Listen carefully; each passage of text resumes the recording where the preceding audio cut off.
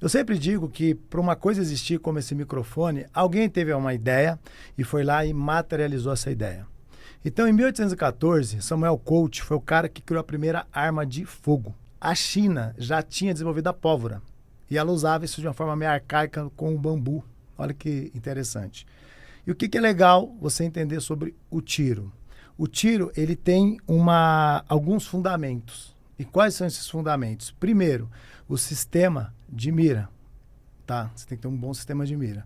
E depois o acionamento do gatilho. Quem está por trás tem que ser muito bom. Mas estou aqui recebendo hoje um cara incrível, que ele é um expert em investimento e também um expert em tiros. Meu amigo Fabiano Simões, seja bem-vindo ao podcast Mentalidade Produtiva. Lúcio, bom dia, muito obrigado pelo convite de estar aqui contigo, né? É realmente um prazer estar aqui numa oportunidade dessa, onde a gente pode falar sobre aquilo que a gente faz e sobre aquilo que a gente gosta, né? Aquilo que a gente aplica na nossa vida. Então, muito obrigado mesmo. Eu que agradeço. Gente, ele veio Mato Grosso? Mato Grosso do Sul. Do Sul, Exato. Gente, presta atenção. A gente tá com uma moral gigante aqui nesse podcast, né? Ficou bonito ali. Quero agradecer já de antemão o pessoal da Andragogia Digital, a maior agência de marketing do Brasil, hein? Ficou legal. Fabiano, vamos lá.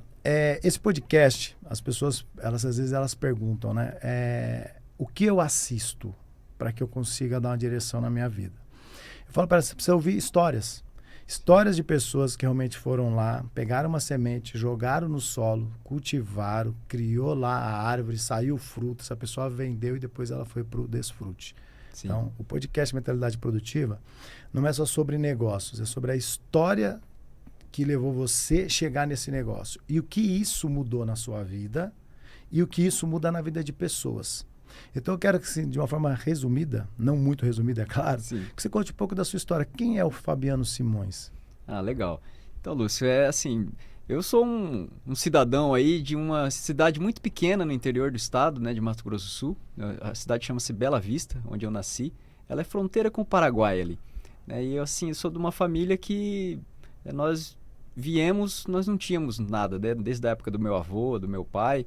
Eles foram muito trabalhadores, né, e foram construindo a vida. Meu avô era, vamos dizer assim, tocador de gado, né? Levava gado de um lado para o outro, um peão mesmo, e depois virou caminhoneiro, enfim. Teve uma história de trabalho, né?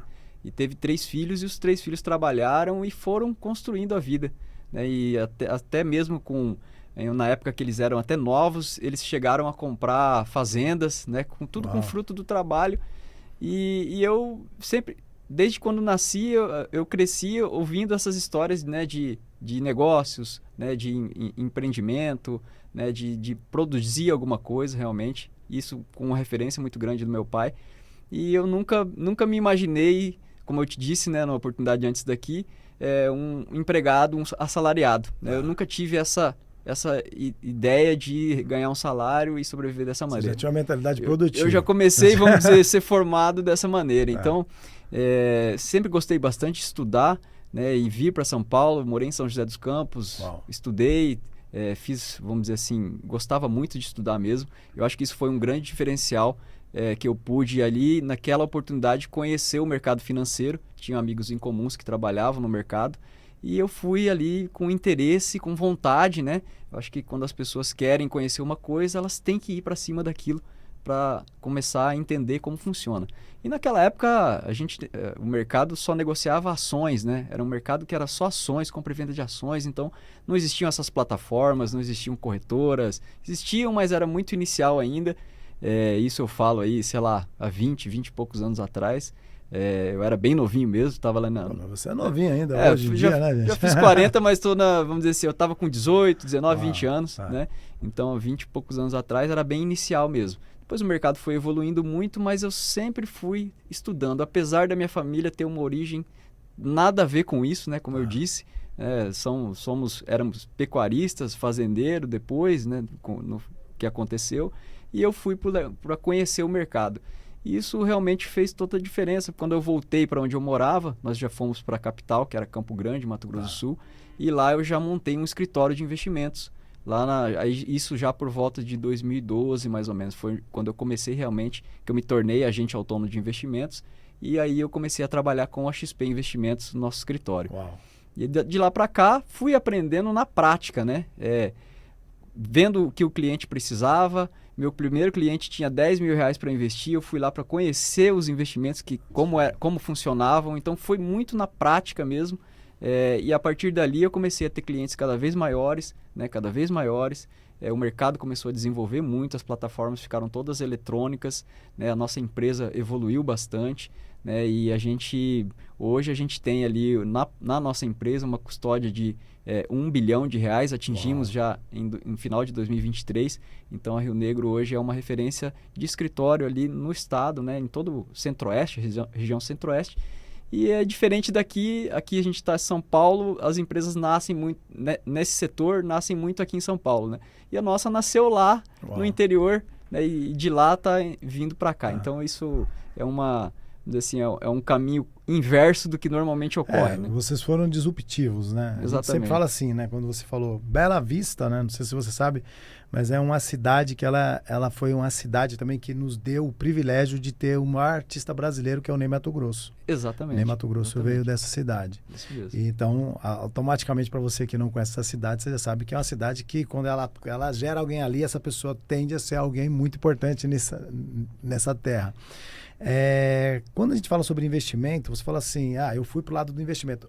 A gente, inconsciente, né? Tipo, o seu avô, seu pai e tal, eles já faziam investimentos, mas não dessa forma como ele é, né? A gente não tem ideia de como que seria fazer esse investimento, que é esse outro investimento de fazer o dinheiro trabalhar por mim. A gente fazia investimento nas terras, antigamente comprando carro, comprando linha telefônica, mas eram os investimentos que a gente sabia, que foi o aprendizado do que as pessoas passaram ao longo do tempo. Isso mesmo. E é muito interessante essa questão da disrupção, porque as pessoas falam assim, sempre alguém vai vir e vai fazer algo diferente. E é esse algo diferente que às vezes dá essa proporção, né? A coisa ela dá uma alavancada muito maior. Eu acredito que hoje a sua família deve investir tudo com você lá, né? Porque já está na palma da mão aí, né? O que hoje eu posso dizer, né? Que todo esse conhecimento, essa atuação no mercado proporciona hoje que eu devolva isso, né, para minha família, para os próximos, que realmente eu traga isso para que eles possam entender, possam realmente aplicar melhor o dinheiro. E o trabalho que a gente faz é justamente isso, né? É entender a situação financeira de cada um. Cada família tem uma situação específica, tem um objetivo, tem um prazo, né? Então, o assessor hoje ele se tornou como se fosse... Ele é um médico que vai diagnosticar primeiro o que está rolando ali, e aí a gente vai elaborar alguma estratégia que engloba a parte dos investimentos, das finanças, enfim, existe uma série de situações que envolvem o investimento, né? E as plataformas, ou seja, os bancos, as corretoras, eles se tornaram nada mais do que uma ferramenta para você poder fazer isso, né? Então, já passamos aquela fase onde o banco vendia o produto, né? Porque o produto hoje ele se tornou uma commodity, né? Você tem produto em todos os bancos, você tem produto em todas as corretoras. A gente compara todos eles, a gente vê qual que é o melhor e tal. Mas qual que faz sentido para você, né? Qual que é o produto que vai encaixar na tua realidade?